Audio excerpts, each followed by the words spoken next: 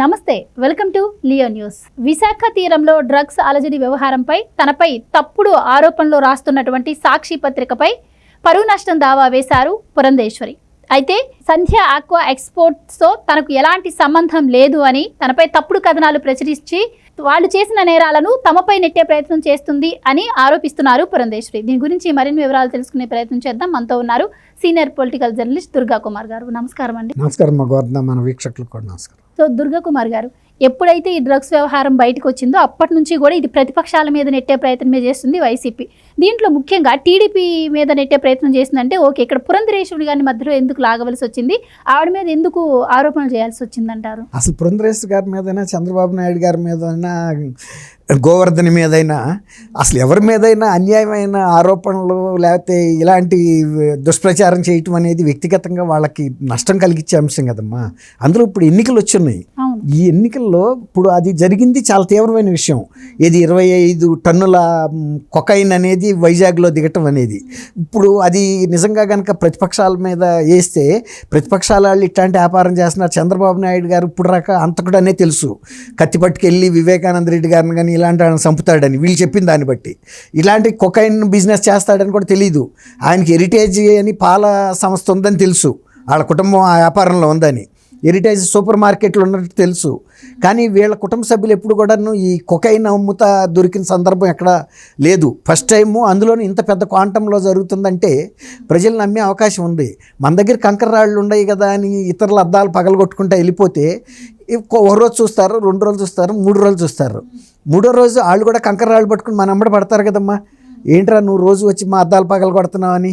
అట్లాగే ఇప్పుడు ఈ జనానికి కూడా ఇది పోయింది, ఓర్పు అనేది. మాటకి అన్నీ తీసుకొచ్చి ఏళ్ళ మీద వేస్తుంటే ఇప్పుడు క్రిమినల్ కేసు కూడా పెట్టవచ్చు. ఇప్పుడు చంద్రబాబు నాయుడు గారు ఉన్నాడు, ఆయన మీద వివేకానంద రెడ్డి గారు హత్య కేసు గురించి ఇట్లా కత్తి పెట్టేసిన ఇది ఉంది.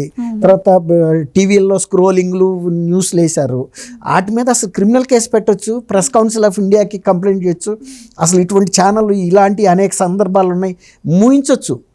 అలాంటి అసందర్భపు లేకపోతే కావాలని కక్షపూరితంగా కనుక చేసే పనులు డిపార్ట్మెంట్ ఆఫ్ ఇన్ఫర్మేషన్ ఇది ఉంది కదా, టెలికమ్యూనికేషను, వీళ్ళకి ఇచ్చిన లైసెన్స్ కూడా రద్దు చేస్తారు. సెటిలైట్ లైసెన్స్ ఇచ్చింది మీరు సద్వినియోగం చేసుకుంటారని. ఇప్పుడు నాకు ప్రాణహాని ఉందంటే నాకు ఇది ఇస్తారు, గన్ లైసెన్సు. అది కూడా 2-3 సంఘటనలు చూస్తారు, నా మీద ఏమైనా దాడులు జరిగినాయా ప్రాణహాని కలిగించేటట్టుగా అని. నాకు రివాల్వర్ ఇచ్చారు కదా అని ప్రతి ఆడి దగ్గరికి వెళ్ళి షూట్ చేసేస్తే నన్ను ఏం చేస్తారు, తీసుకెళ్ళి జైలు వేస్తారు కదా. ఇచ్చింది పోలీసే డిపార్ట్మెంట్, నాకు లైసెన్సు ఇచ్చింది. ఎందుకు ఇచ్చింది? నా ప్రాణాన్ని రక్షించుకోమని, కానీ ఇతర ప్రాణాలు తీయమని కాదు. ఇప్పుడు అట్లాగే వాళ్ళు ఆ పేపర్లో పెట్టుకుని అడ్డం పెట్టుకుని ఇష్టారీతిని రాస్తే మరి పరువు నష్టం దావా వేయరు, ఒకళ్ళు కాకపోతే ఒకళ్ళైనా అందరూ. ఇక్కడ వచ్చేసి పురంధరేశ్వరి బీజేపీ రాష్ట్ర అధ్యక్షుడు అయ్యాక కొంచెం యాక్టివ్ అయ్యారనే చెప్పాలి. ఏపీలో ఏవైతే అక్రమాలు జరుగుతున్నాయో, మొన్న మధ్య చూసుకుంటే మద్యం గురించి కూడా షాపులకు వెళ్ళి ఆ మద్యం బాటిల్ పగలగొట్టడం కావచ్చు, ఆ తర్వాత హైకమాండ్కి ఫిర్యాదు చేయడం, మొన్న వెళ్ళి ఢిల్లీలో మాట్లాడటం, ఇవన్నీ కూడా దట్టు ఇప్పుడు బీజేపీ, టీడీపీ, జనసేన కూటమి కూడా ఒకేసారి ఇంకా కలిసి వచ్చేసినట్టు ఉంటుంది. నాకంటిన బురదని నలుగురికి అంటించేస్తే సరిపోద్ది అన్న ఉద్దేశంతో కూడా ఈ ఆరోపణలు చేసింది అనుకో. అంతేకా ఇప్పుడు ఆమె వీళ్ళ మీద చేశారు కాబట్టి ఇప్పుడు వాళ్ళకి ఏమి దొరకలా. సపోజ్ ఏదో దొరికింది, 25 టన్నులు దిగింది, పురంధరేశ్వరి గారి మీద వేసేస్తే పోద్ది ఈ పేడ, ఆమె కడుక్కుంటుంది అనుకున్నారు. ఆమె ఇప్పుడు ఎన్నాళ్ళని కడుక్కుని వెళ్తారు. రోజు మేము కడుక్కోవటం, నువ్వు వేయటం, రోజు ఏదేదో వీడి సంగతి చూడాలనుకుంటారు కదా. ఆడు పేడ తట్టిన తంతారు, చేతి మీద కూడా ఎరగొడతారు, వీడు ఎందుకు చేయి బాగుంటే ఎప్పుడు పేడ ఇస్తున్నాడని. అట్లాగే ఇప్పుడు ఆ పత్రిక మీద కూడా ఆమె పరువు నష్టం దావా వేసిందంటే ఆమె ఎంత విరక్తి చెందిందో ఆలోచించండి. అసలు ఆమెకు సంబంధం లేని విషయంలో ఆమె మీద వేసినప్పుడు మరి పరువు నష్టం దావా వేస్తారు, క్రిమినల్ కేసు కూడా పెట్టాలి. ఎందుకంటే ఇది చిన్న విషయం కాదు, ప్రూవ్ చేయాల్సిన బాధ్యత అప్పుడు వాళ్ళ మీద పడుతుంది, ఏమో ఆధారాలు ఉన్నాయని. నిజంగా కనుక ఆమెకి ఏదైనా అందులో షేర్లు ఉండో లేకపోతే వాళ్ళ అబ్బాయి దానికి ఏదైనా ఎగ్జిక్యూటివ్ డైరెక్టర్ ఉంటే చేయొచ్చు. హరి అని వేరే అతను ఉన్నాడు, ఆ డైరెక్టర్లు, ఎగ్జిక్యూటివ్ డైరెక్టర్లు, మేనేజింగ్ డైరెక్టర్లు, చైర్మన్లు అందరూ వేరే పర్సన్స్. వీళ్ళ కుటుంబానికి అయితే ఉందని నేను అనుకోను. ఎందుకు ఇంకోటి ఏంటంటే అట్లా సంపాదించదలుచుకుంటే వీళ్ళు వాళ్ళ నాన్నగారు ముఖ్యమంత్రిగా ఉన్నప్పుడే బోర్డు సంపాదించుకోవచ్చు. ఆ రోజునే వాళ్ళు ఇప్పుడు కూడా అధికార దర్పాన్ని ఎక్కడ ప్రదర్శించలేదు, ఉపయోగించుకోవాలి. ఇప్పుడు బీఆర్ఎస్ పార్టీ 10 ఏళ్ళు ఉంది. ఇప్పుడు ఆ 10 ఏళ్ళలో ఇప్పుడు కవిత గారు ఢిల్లీ లిక్కర్లో అరెస్ట్ అయింది. మరి అట్లాంటిది ఈమె కేంద్ర మంత్రిగా కూడా పనిచేశారు కదా, ఏ విధమైన అవినీతి ఆరోపణలు లేవు, వీళ్ళ కుటుంబ సభ్యుల మీద కూడా ఎవరి మీద లేవు, రామారావు గారి మీదే లేవు. ఇప్పుడు సామాన్యంగా ఎవరన్నా ముఖ్యమంత్రిగా చేస్తే ఏదో ఒకటి ఆధారం ఉన్నా లేకపోయినా కేసు పెట్టచ్చు. మొన్న స్కిల్ డెవలప్మెంట్ కేసులో ఆధారాలు లేకపోయినా ముందు కేసు పెట్టండి తర్వాత చూసుకుందాం అన్నారు కదా. అట్లా ఎవరైనా సరే ఇప్పుడు జగన్మోహన్ రెడ్డి గారు దిగిపోయినా, కేసీఆర్ గారు దిగిపోయినా వాళ్ళ మీద కేసు పెడతాం చాలా ఈజీ. ఎందుకంటే తెలుసో తెలియక ప్రభుత్వం చాలా విధాన నిర్ణయాలు తీసుకున్నారు, బోల్ డబ్బు ఖర్చు పెట్టారు, ఇవన్నీ కూడా ఉంటాయి కదా. ఇప్పుడు ఆ రంగులదే తీయొచ్చు, రేపు వచ్చే గవర్నమెంట్ ఏమయ్యా మీరు రంగుల కోసం 3,000 కోట్లు చేశారు, ఏంది ఇదంతా క్రిమినల్ వేస్ట్ అని. అట్లాగే ఇప్పుడు అనేక సంఘటనలు జరుగుతున్నాయి. లేకపోతే మీరు ఇంతమంది సలహాదారులను పెట్టుకుని ఇన్ని కోట్లు పే చేశారు, అవసరమా? గతంలో ఇంతవరకు ఇండియాలో ఏ గవర్నమెంట్ ఇంతమంది సలహాదారులను పెట్టి ఇన్ని కోట్లు పే చేయలేదు, అది మీ బంధువులు కాబట్టి మీరు ఇచ్చుకున్నారు. ఇట్లా ప్రతి దాని మీద కేసు పెట్టవచ్చు, తప్పేం లేదు. బోల్డ్ ఆధారాలు దొరుకుతాయి, పట్టుకుంటే ప్రతి కేసు మీద దొరుకుతుంది. అట్లా మరి ఏదైతే ఉందో ఆమె పరువు నష్టం దావా వేయటం అంటే మరి అంతకన్నా ఆమెకి కూడా గత్యంతరం లేదు. పరువు నష్టం దావా వేయాలంటే ఆమె కూడా కొంత చాలా డిపాజిట్ కట్టాలి. అయినా ఆమె మానసికంగా సిద్ధపడి అవన్నీ చేసి కట్టిన తర్వాతే కదా పరువు నష్టం దావా వేసింది. అప్పుడు తెలుస్తుంది అసలు సాక్షి అనేది ఎటువంటి న్యూస్ రాస్తుంది అనేది. ఆ తర్వాత ఆమె క్రిమినల్ చర్యలు కూడా తీసుకోవచ్చు. పరువు నష్టం దావా గెలిచిన తర్వాత డబ్బులు ఇచ్చేస్తుంది. ఎంతకైతే ఈ వేసిందో అది ప్రూవ్ అయినాడు ఇవ్వాలి సంస్థ. అయిన తర్వాత క్రిమినల్ ఛార్జెస్ కూడా మళ్ళీ కూడా ఇవ్వచ్చు ఆమె, నాకు క్రిమినల్ కేసు కూడా పెడతానని. లేకపోతే ఈ మధ్యలో కూడా పెట్టవచ్చు. ఇట్లా ప్రతి వాళ్ళ నేను పేపర్ ఇది ఉంది కదా అని నా బిడ్డకి, మీ బిడ్డకి పేపర్ లేదు, మీ బిడ్డకి టీవీలు లేవు, మీరే స్టార్ క్యాంపెయినర్లు అని చెబితే వాళ్ళు నమ్మటానికి పిచ్చాళ్ళ. ఈ గవర్నమెంట్ అడ్వర్టైజ్మెంట్లన్నీ ఆ 2 సంస్థలకే ఇచ్చుకుంటున్నాడు, ఇతర ఏ న్యూస్ పేపర్కి కూడా ఇవ్వట్లేదు. అయినా కూడా ఇతను ఇంత తెగించిన తర్వాత ఇతని మీద కేసులు వేయటం ఎందుకని కూడా ఇతర మీడియా హౌసులు సైలెంట్గా ఉన్నాయి. గతంలో ఒకసారి ఇట్లాగే ఈనాడు పేపర్కి అప్పుడు ప్రభుత్వం ఇవ్వకపోతే వాళ్ళు సుప్రీంకోర్టులో కేసు వేసి ఆర్డర్ తెచ్చుకున్నారు.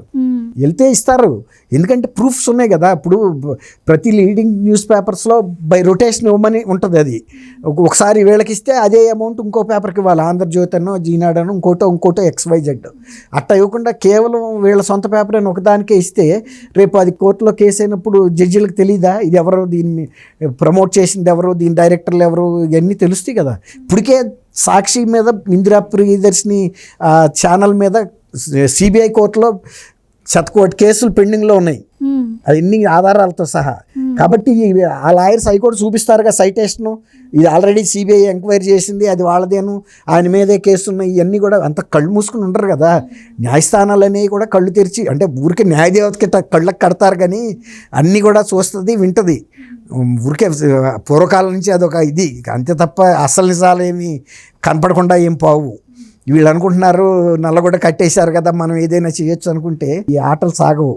ఇది ప్రజాస్వామ్య వ్యవస్థ, అనేక సంస్థలు వీటి క్రాస్ చెక్ చేస్తూనే ఉంటాయి. ప్రభుత్వాలు చేసిన ప్రతి చట్టం చెల్లదు, కోర్టులు కొట్టేసే అధికారం హైకోర్టుకు కూడా ఉంది. రాష్ట్ర శాసనసభ చేసిన ఒక చట్టాన్ని ప్రజలకు అది విరుద్ధంగా ఉంది, ప్రజా ప్రయోజనాలకి వ్యతిరేకంగా ఉందంటే కొట్టేసే జ్యుడిషియల్ పవర్స్ కూడా వాళ్ళకు ఉన్నాయి. హైకోర్టుకి, సుప్రీంకోర్టు 2 కోర్టులకు ఉన్నాయి, ఉన్నత న్యాయస్థానాలకి. అంటే వీళ్ళు అనుకుంటున్నారు మేము 151 సీట్లు గెలిచాం కాబట్టి మా మీద అసలు ఏ వ్యవస్థ పని చేయకూడదు, మేమే అల్టిమేట్, ఏది చేసినా పడాలి, చంపిన జనం మాట్లాడకూడదు, పోలీసులు కేసులు బుక్ చేయకూడదు. నువ్వు ఉన్నంత వరకు బుక్ చేయకపోవచ్చు, ఆ తర్వాత కూడా వీటిని తవ్వి తీసే సంస్థలు ఉన్నాయి. రాష్ట్రపతి స్వయంగా హరిజన దళితులకి శిరోమండనం చేశారు, ఇసుక అక్రమ రవాణాని ఆపుతున్నారని. ఆ కేసు రాష్ట్రపతి గారు రాక వెళ్ళిన తర్వాత ఆ రోజున ఆయన లెటర్ రాస్తే కూడా కనీసం రాష్ట్రపతి గారి నుంచి లేఖ వచ్చిందని కూడా పట్టించుకోవాలి. అంత అంటే మూర్ఖత్వంతో ప్రభుత్వాలు మాకే అధికారం ఉంది, ఇంకా ఏ వ్యవస్థ ఇక్కడ పనిచేయదు అనుకుంటున్నారు. కానీ ఒక్కొక్కసారి తిరగబడిన తర్వాత ఇప్పుడు బీఆర్ఎస్ పార్టీ పరిస్థితి ఏమైంది? ఇప్పుడు కేసీఆర్ గారు శాసించాడు, అసలు ఇక్కడ ఎవడన్నా మా అమ్మాయి మీద చెయ్యేసినా తీసుకెళ్ళినా అసలు వెళ్తాడా, నరికి అవతల పారేస్తాం అన్నట్టుగా. రేవంత్ రెడ్డిని కూడా అన్నాడు, నువ్వు నా ఫామ్ హౌస్కి రారా, నిన్ను నరికి మొక్కల కింద పారేస్తానన్నాడు. అనొచ్చు అధికారం ఉన్నప్పుడు, కానీ అధికారం లేనప్పుడు తెలుస్తుంది ఎవరికైనా మనకి ఎంత వట్టు ఉంది లేదా బలం ఉంది అనేది. ఇవాళ మోడీ గారు అపాయింట్మెంట్ తీసుకోగలడా? ఇవాళ కేసీఆర్ గారు ఒకప్పుడు శాసించాడు. అట్లా పరిస్థితులు మారుతాయి. ఏ గవర్నమెంట్ ఉన్నా ఇది శాశ్వతం కాదు, ప్రజలు నిర్ణయిస్తారు ఎవరేంటి అనేది. Right, thank you thank you అమ్మ. గవర్నమెంట్ మన వీక్షకులు కూడా నమస్కారం.